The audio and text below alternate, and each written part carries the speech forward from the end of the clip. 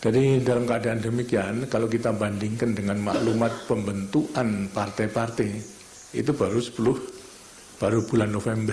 Itu pembentukan daripada partai-partai melewati maklumat daripada Wakil Presiden Bung Hatta. Jadi sebetulnya memang Tentara Nasional Indonesia (BKR) sudah lebih dulu daripada lahirnya partai-partai itu dan telah menghadapi tantangan yang hebat daripada sekutu dan kemudian disambung dengan Belandanya tersebut. Karena Belanda memang punya keinginan untuk melanjutkan penjajahannya, sehingga timbul sekarang konfliknya di antara Belanda dengan Republik Indonesia. Di belakangnya dengan sendirinya juga dengan kekuatan yang ada, Tentara Nasional Indonesia itu. Diadakan persetujuan mengenai Linggarjati, tidak salah, untuk dapat menentukan mengenai perundingan lebih lanjut.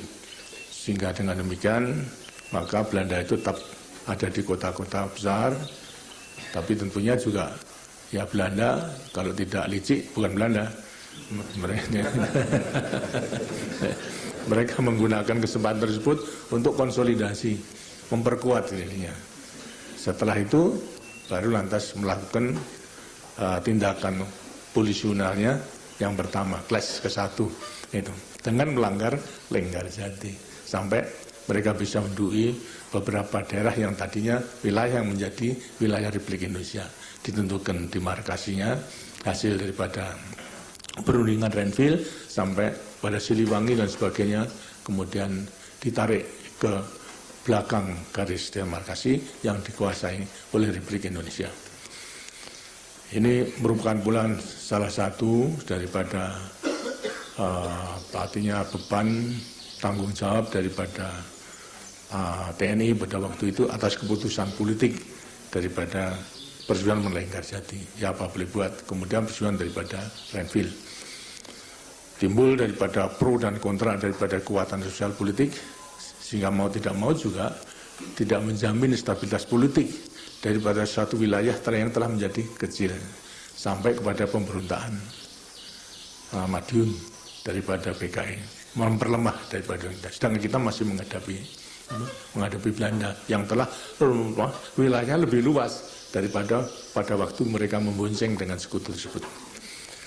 Satu-satunya kekuatan yang tidak tergoyah itu apa? Ya hanya TNI saja. Karena Panglima Besar memberikan suatu amanat pada kita, satu-satunya kekuatan nasional yang masih utuh adalah Tentara Nasional Indonesia. Karena itu harus kita pelihara dengan sebaik. Partai-partai politik goyah bertentangan satu dengan lain, TNI mengadakan konsolidasi untuk menghadapi daripada Belanda. Karena kita sudah berkeyakinan Belanda itu pasti akan melanggar perjanjian daripada Renville yang tersebut. Hanya kapan kita belum mengetahui. Tapi kita harus siap-siap. Hasil konsolidasi pada tanggal 10 November, memperingati 10 November tahun 1948 di Magelang, Panglima Besar telah mengumpulkan daripada semua komandan brigade dan komandan STC untuk dapat menentukan apa yang harus kita lakukan kalau Belanda itu melanggar perjanjian Renville tersebut. Satu-satunya keputusan yang kita tentukan adalah kita harus, TNI harus tetap mengadakan perlawanan terhadap Belanda dengan melaksanakan perang rakyat dengan taktik gerilya. Ada pemerintah atau tidak ada pemerintah Republik Indonesia, karena tidak mengetahui, kita tetap harus mengadakan perlawanan. Ini tekad yang telah dikeluarkan oleh Panglima Besar dan bersama-sama dengan komandan brigade dan komandan STC subteritorium pada waktu itu, teritorial, komandan teritorial juga ada satu karesidenan. Ini menjadi pegangan daripada kita dan kemudian mengadakan persiapan Belanda menyerang.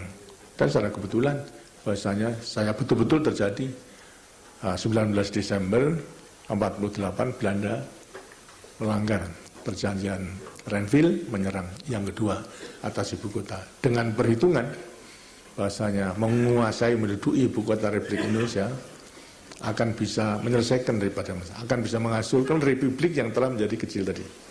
Tapi karena TNI sudah bertekad untuk terus mengadakan perlawanan, walaupun dihadapi dengan hasil Belanda menduduki kota dengan mengadakan serangan secara langsung mendadak melewati Muguo, terus airborne operation, gitu. Yang tadinya kita perkirakan tentunya secara konvensional, tentu dari garis demarkasi dari sebelah selatan, tengah, sama timur. Tapi mereka itu mempunyai kekuatan untuk melakukan pendadakan. Terus benar-benar kita menghadapi. Sedangkan kita pada waktu itu sedang mengadakan latihan-latihan untuk menghadapi kemungkinan apa yang terjadi. Jangan perhitungan kita agak meleset, itu. Karena memang laporan intel kita kurang akurat, sehingga terjadi. Dan mereka berhasil. Mereka mengira kalau itu akan berhasil, walaupun telah duduki dan menahan Bung Karno sama Bung Hatta, sama beberapa menteri.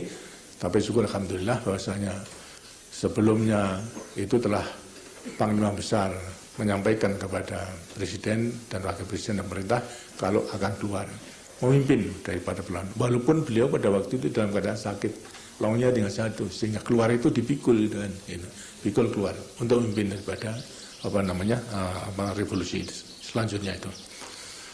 Bung Hatta sama Bung Karno ditrenir, dibawa keluar Jakarta dan kemudian selanjutnya ditrenir. Karena kita memang sudah bertekad, salah satu pada waktu di Magelang itu juga ditentukan, kecuali kita melakukan perlawanan terhadap Belanda dengan perang rakyat, dengan taktik gerilya, Siliwangi yang tadinya terhijrah, pada saat begitu Belanda menyerang, Siliwangi harus segera kembali winggit itu ke Jawa Barat itu. Sehingga memang tidak bisa kita gunakan sebagai kekuatan untuk sedikit membela mempertahankan ibu kota. Karena memang strateginya harus segera. Lebih baik kita memperluas perlawanan daripada mempertahankan daripada Jogja. Karena sudah kita perhitungkan dalam taktik gerilya, kalau kita mempertahankan itu ada suatu kekeliruan. Karena kita bisa terpusat kemudian dihancurkan dengan kekuatan yang lebih besar. Sudah, demikian kita lepaskan, kita menyusun kekuatan, baru kita menyerang. Dan pada waktu itu saya menyadari sebagai komandan Divisi untuk pertahanan Yogyakarta sebagai ibu kota Republik Indonesia, pengaruhnya tentu sangat besar terhadap wilayah lain muka dunia. Karena itu saya berusaha selekas mungkin, walaupun Belanda cepat-cepat bisa melakukan penyerangan dan menduduki ibu kota, tapi sebaliknya, karena saya perhitungkan alangkah kecewanya rakyat, kok ibu kota begitu cepat bisa diduduki. Tapi mereka nggak tahu kalau saya brigade tidak ada pasukan di situ, karena pasukannya sudah digeserkan ke depan dalam rangka latihan terterakhir penghambatan dari Gombong, Kebumen, Purworejo, Antaswates, terus Jogja. Saya sudah di depan. Karena itu kita usahakan konsolidasi 1 minggu. Saya keliling seluruhnya untuk sektor barat, utara, dan sebagainya. Tujuannya apa? Secepat mungkin kita melakukan serangan balasan. Untuk membuktikan kepada kita sendiri dalam bahwa kita masih melawan. Dan kepada dunia bahwa kita masih juga melawan. Hanya 10 hari, ada 7 hari, 10 hari daripada serangan itu kita sudah mengadakan serangan umum, serangan balas umum pertama masuk ke ibu kota dari semua sektor. Tanggal 30 malam 31 Desember, dari kurang lebih 10 hari. Gitu. Dan kemudian kita tingkatkan itu, terus mengadakan perlawanan baik penyerangan terhadap kedudukan musuh, penyegatan, sampai setiap minggu sekali kita mengadakan serangan umum ke Jogja daripada segala penjuru, dari barat, utara, timur, maupun selatan. Ini masih belum mempunyai arti politis, karena Belanda masih mengatakan di perdebatan Dewan Keamanan bahasanya Jogja telah diduduki. Pemerintahnya sudah tidak berjalan, pemimpinnya telah ditangkap.